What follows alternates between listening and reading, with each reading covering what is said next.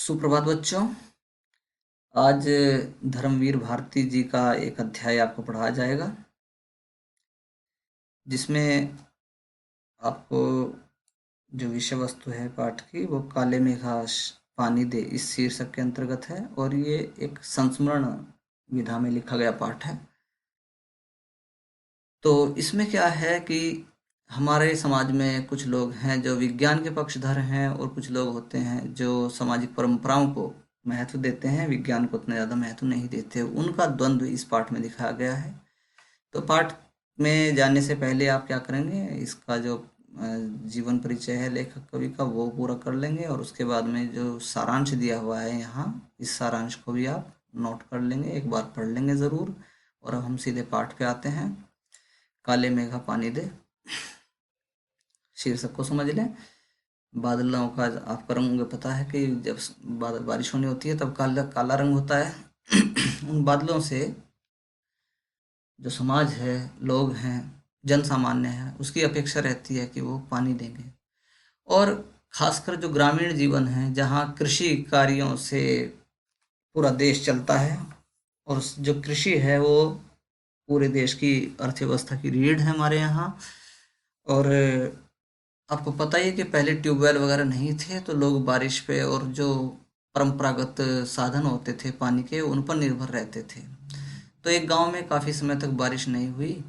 तो जब बारिश नहीं होती तो तरह तरह के अंधविश्वासों पे लोगों का यकीन होना शुरू हो जाता है। ये कहानी इस थीम पर आधारित है, थोड़ा इस पे ध्यान देंगे अब आप। उन लोगों के दो नाम थे, इंद्रसेना या मेंढक मंडली। तो पाठ में एक बच्चों का समूह है, बच्चों का ग्रुप है। कुछ लोग तो उस बच्चों के ग्रुप को कहते थे कि यह इंद्र की सेना है, इंद्र सेना है। और एक जो चिढ़ने वाला ग्रुप था वो कहता था कि ये मेंढक मंडली है, इंद्रविंद्र की सेना नहीं है। यानी जो पढ़े लिखे लोग थे उनका विश्वास था कि ये मेंढक मंडली है जो कीचड़ फैलाती फिरती है गलियों में। और जो अनपढ़ लोग थे गांव के, उनको लगता था कि ये लोग जो हैं, ये बच्चों का जो समूह है, ये इंद्र की सेना है, और हमारा संदेश ये इंद्र भगवान तक, जो बारिश के देवता हैं, उन तक पहुंचाएगा, तब हमारे ऊपर इंद्र कृपा करके बारिश करेंगे। तो गांव में दो तरह की विचारधाराएं हैं, पढ़े लिखे लोगों की, और दूसरी विचारधारा में कौन है, गांव के अनपढ़ किसान मजदूर लोग। तो उन लोगों के दो नाम थे, इंद्रसेना या मेंढक मंडली। उस समूह को, बच्चों के समूह को, दो नामों से जाना जाता था। पढ़े लिखे लोग उसको मेंढक मंडली कहते थे, चिढ़ते थे इसलिए, और इंद्रसेना कहते थे गांव के अनपढ़ आम लोग। बिल्कुल एक दूसरे के विपरीत, दोनों ही नामों का जो औचित्य है वो एक दूसरे के विपरीत ठहरता है। जो लोग उनके नग्न स्वरूप शरीर, उनकी उछल कूद, उनके शोर शराबे और उनके कारण गली में होने वाले कीचड़ कांदों से चिढ़ते थे, वे उन्हें कहते थे मेंढक मंडली। तो मेंढक मंडली नाम मैंने आपको बताया बच्चों, कौन किसने दिया उनको। जो लोग उनके नग्न स्वरूप शरीर से चिढ़ते थे, उनकी उछल कूद से परेशान रहते थे, उनके शोर शराबे से तंग हो जाते थे, और गली में उनके द्वारा होने वाले कीचड़ से चिढ़ते थे, वे उनको क्या कहते थे, मेंढक मंडली। उनकी अगवानी गालियों से होती थी, और ये लोग जो थे ना, उन बच्चों का शोर सुनकर ही उनको गालियां देना शुरू कर देते थे, और गालियां दे करके उनको अपने घर के सामने से भगा देते थे। इस समूह में कौन थे, वे होते थे 10-12 बरस से 16-18 बरस के लड़के, यानी टीनेज वाले बच्चे इस समूह में हुआ करते थे। गांव के बच्चे थे, क्रीम पाउडर तो लगाते नहीं थे, इसलिए सांवला नंगा बदन, सिर्फ एक जांघिया, एक कच्छा पहन लेते थे, या कभी कभी सिर्फ एक लंगोटी, जिसके पास में कच्छा नहीं होता था वो लंगोटी बांध करके आता था, बाकी पूरा शरीर क्या होता था उनका, नग्न होता था। एक जगह इकट्ठे होते थे, पहला जयकारा लगाता था, बोल गंगा मैया की जय। यानी जो लीडर होता था वो जयकारा लगाता था गंगा मैया के नाम का, और जयकारा सुनते ही लोग सावधान हो जाते थे। ये जो जयकारा था ये क्या था, एक हिसाब से ये था एक अलार्म, सचेत होने के लिए, गांव के लोगों को एक हिसाब से मैसेज भेजने के लिए कि भाई तैयार हो जाओ, इंद्रसेना आपके दरवाजे पे आ गई है।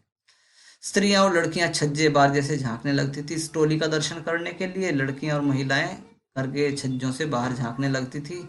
यह विचित्र नंग धड़ंग टोली उछलती कूदती संवेद स्वर पुकारने लगती थी। हाँ, तो स्त्रियां और लड़कियां छज्जे बार जैसे झांकने लगती थी उनका वेलकम करने के लिए। और यह विचित्र नंग धड़ंग टोली उछलती कूदती संवेद, संवेद मतलब मिली जुली आवाज में पुकार लगाती थी।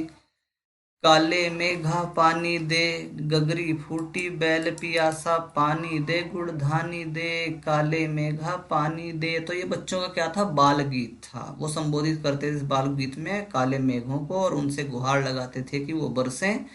और उसका तर्क भी देते थे कि बरसने की आवश्यकता इसलिए है क्योंकि गगरी फूट गई है, बैल प्यासे मर रहे हैं किसान के, पानी नहीं है। पानी होगा तो उससे क्या होगा, हमको गुड़ धानी मिलेगी, क्योंकि गन्ना भी होगा और धान की फसल होगी, गन्ने से गुड़ बनेगा, धान से धानी बनेगी, मिल करके हम क्या खाएंगे, गुड़ धानी खाएंगे। इसलिए हम बच्चों का ख्याल करते हुए काले मेघों पानी दो। और ये कौन थी, लोगों के हिसाब से ये इंद्रसेना थी।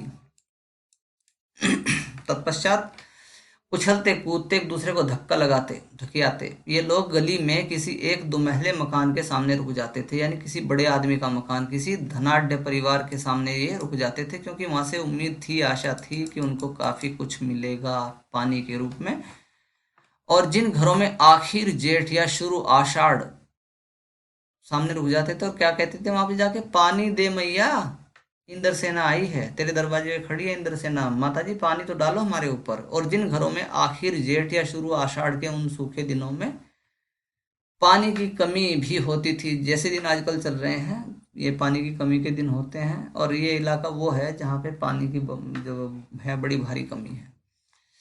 तो उन इलाकों में जेठ आषाढ़, जेठ का आखिरी समय जो अब चल रहा है, और शुरू आषाढ़ या आषाढ़ का पहला पखवाड़ा के उन सूखे दिनों में पानी की कमी भी होती थी, भारी किल्लत भी होती थी। और जिन घरों के कुएं भी सूखे होते थे उन घरों से भी सहेज कर रखे हुए पानी में से बाल्टी या बड़े घड़े भर भर कर इन बच्चों को सर से पैर तक तर कर दिया जाता था। तो देखो पानी कितना कीमती था। घरों में पीने के लिए पानी नहीं होता था, लेकिन लोग क्योंकि इस अंधविश्वास पे यकीन करते थे, इसलिए अपने घर में जो संजो के रखा हुआ पानी है, सहेज के रखा हुआ पानी है, उसकी भी परवाह नहीं करते थे और बाल्टी घड़े भर के इन बच्चों को सर से पैर तक तर कर देते थे। ये लोगों का एक हिसाब से अंधविश्वास, हमारे हिसाब से अंधविश्वास था, लेकिन उनका ये विश्वास था कि ऐसा करने से बारिश होगी। फिर बच्चे क्या करते थे, भीगे बदन मिट्टी में लोट लगाते, जमीन पे ही कच्चे रास्ते थे गांव के, लोट लगाते थे खेतों में जाके। पानी फेंकने से पैदा हुए कीचड़ से लथपथ हो जाते थे, सन जाते थे। हाथ पांव बदन मुंह पेट सब पर गंदा कीचड़ मल कर फिर हाँक लगाते, आवाज लगाते, बोल गंगा मैया की जय। और फिर मंडली बांधकर उछलते कूदते अगले घर की ओर चल पड़ते, जहां से उनको पानी मिलने की उम्मीद होती थी, और बादलों को पुकारते, काले मेघा पानी दे, यानी वही बाल गीत गाते हुए। वे सचमुच ऐसे दिन होते जब गली मोहल्ला गांव शहर हर जगह लोग गर्मी में भुन भुन कर त्राहिमाम कर रहे होते। तो यह समय वो समय था जब बेहद गर्मी लू चलती थी, और गांव क्या शहर में भी लोग सब जगह परेशान होते थे। जेठ के 10 तपा बीत कर, 10 तपा मतलब 10 तपे हुए दिन बीत जाते थे, जेठ के अंतिम 10 दिन। आषाढ़ का पहला पखवाड़ा भी बीत चुका होता, और जेठ के बाद अगला महीना आता है आषाढ़ का। आषाढ़ का पहला पखवाड़ा, पहले 15 दिन भी बीत चुके होते थे, परंतु क्षितिज पर कहीं बादल की रेख भी नहीं दिखती होती। लेकिन बादल का नामो निशान नहीं दिखता था आसमान में। नलों में एक तो बहुत कम पानी आता, और आता भी तो आधी रात को मानो खोलता हुआ पानी। तो तापमान इतना ज्यादा होता था कि आधी रात भी अगर नल चला दिया जाए तो उसमें से भी मानो खोलता हुआ पानी आता हो, या तो आता ही नहीं था। नलों का गला सूख जाता था, नल भी उतर जाते थे, बहुत कम पानी देते थे। और पानी क्या, बाद में तो ये हालत आ जाती थी कि रात को पानी खोलता हुआ लगता था। शहरों की तुलना में गांव में और भी हालात खराब होती थी। हालत खराब होने का मतलब है कि गांव में जानवर भी हैं, शहर में तो खाली आदमी आदमी है, वहां गांव में जानवर का भी ख्याल करना है, खेती बाड़ी को भी देखना है। जहां जुताई होनी चाहिए, इन दिनों में बच्चों पता है आपको, धान का समय होता है, धान लगने का, चावल की खेती का समय होता है, इसलिए पानी उसको ज्यादा चाहिए फसल को। तो जहां जुताई होनी चाहिए वहां खेतों की मिट्टी सूख कर पत्थर हो जाती थी, फिर उसमें पपड़ी पड़कर जमीन फटने लगती थी। आपने देखा होगा बहुत जगह ऐसी हैं, विदर्भ का एरिया हो गया, महाराष्ट्र का हो गया, वहां पे अब भी पानी की कमी के कारण क्या होता है, जमीन फटने लगती है, पपड़ी पड़ जाती है। लू ऐसी कि चलते चलते आदमी आधे रास्ते लू खाकर गिर पड़े।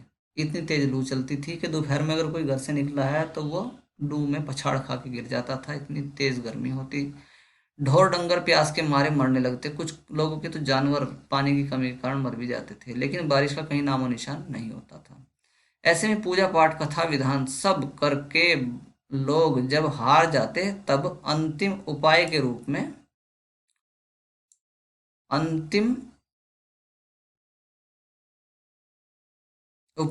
में निकलती है इंद्र सेना। तो जब सारे विकल्प बंद हो जाते थे, कोई भी आशा की किरण नहीं होती थी, तो आखिरी विकल्प के रूप में इस इंद्र सेना को कहा जाता था कि अब तुम निकल लो, ये टोली निकलेगी तो भगवान इंद्र प्रसन्न होंगे। वर्षा के बादलों के स्वामी हैं इंद्र। इंद्र कौन है? बारिश वाले जो बादल हैं उनके स्वामी हैं। इंद्र की सेना टोली बांधकर कीचड़ में लथपथ निकलती, पुकारते हुए मेघों को, पानी मांगते हुए प्यासे गलों और सूखे खेतों के लिए। अब इस सेंटेंस पे आपने ध्यान दिया होगा, ये बच्चों फीचर मैंने जो आपको बताया, फीचर की भाषा यही होती है जिसमें क्रिया पद प्राय नहीं होता। यदि होता है तो फिर सेंटेंस का जो सिंटैक्स है वो डिफरेंट होता है, स्टैंडर्ड सिंटैक्स से थोड़ा डिफरेंट हो जाता है।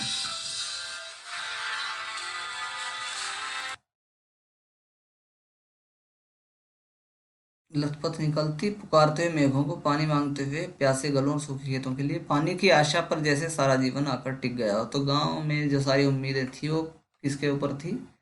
पानी के ऊपर थी कि बारिश होगी तो उससे जीवन चलेगा। अब यहाँ मतभेद आता है। जो पाठ का लेखक है वो उस समय क्योंकि एक बच्चा है, वो ही अपने, क्योंकि संस्मरण जो है ना वो अपने जीवन की किसी घटना को याद करके लिखना होता है, तो पाठ का लेखक है ना वो खुद यहाँ पे है मौजूद इस कहानी में, और वो उस घटना को याद करके लिखता है। यहाँ इसलिए फर्स्ट पर्सन का प्रयोग किया गया है। मेरे समझ में नहीं आती थी, मेरे मतलब लेखक की। बस एक बात मेरी समझ में नहीं आती थी कि जब चारों ओर पानी की इतनी कमी है, बच्चा साइंस पढ़ा हुआ था, लेखक साइंस पढ़ा हुआ था, तो इस उसको अंधविश्वास पे यकीन नहीं था, तो इसलिए वो चिढ़ के कहता है कि बस मेरी समझ में एक बात नहीं आती थी कि जब चारों ओर पानी की इतनी भारी कमी हो तो लोग घर में इतनी कठिनाई से इकट्ठा करके रखा हुआ पानी बाल्टी भर भर कर इन पर क्यों फेंकते हैं? पागल हैं क्या लोग? इतनी पानी की भारी किल्लत और उसके बावजूद भी पानी का ध्यान ही नहीं रखते हैं। कैसी निर्मम बर्बादी है पानी की, ये पानी को बर्बाद करते हैं। देश की कितनी क्षति होती है इस तरह के अंधविश्वासों से। इस तरह की जो बातें वो हमारे देश को अंदर ही अंदर खोखला कर रही हैं। कौन कहता है इन्हें इंद्र की सेना? ये जो पागलों की टोली है, इसको इंद्र सेना नाम दिया किसने? अगर इंद्र महाराज से पानी दिलवा सकते हैं तो खुद अपने लिए पानी क्यों नहीं मांग लेते? जब इतनी ताकत है इनमें, इनकी आवाज बच्चों की इंद्र भगवान भी सुनते हैं, तो फिर ये लोगों से पानी क्यों मांगते हैं? सीधा इंद्र भगवान से मांगे तो तर्क भी था उसकी बात में, कि अगर इनकी अप्रोच इंद्र तक है तो अपने लिए क्यों नहीं इंतजाम कर लेते? क्यों मोहल्ले भर का पानी नष्ट करवाते घूमते हैं? नहीं, यह सब पाखंड है, अंधविश्वास है। और ऐसे अंधविश्वासों के कारण हम अंग्रेजों से पिछड़ गए। यूरोपियन कंट्रीज से हमारा जो एशियन कंट्रीज है वो पीछे जाने का की वजह सबसे बड़ी यही थी कि हम अंधविश्वासों के हिसाब से चलते हैं और गुलाम बन गए। और हमारे देश की गुलामी की भी सबसे बड़ी वजह यही थी कि हम अंधविश्वासों पे यकीन करते हैं। तो बच्चों यहीं तक आज रखेंगे, तो इसको आप देख लेंगे, और जो इसमें प्रश्न उत्तर कवर होते जाते हैं ना इस पाठ के साथ आप उनको लिखते भी जाएंगे। जो भी प्रश्न का उत्तर आपको लगे कि हाँ ये मिल गया, जैसे हम आपको बता रहे हैं क्वेश्चन नंबर,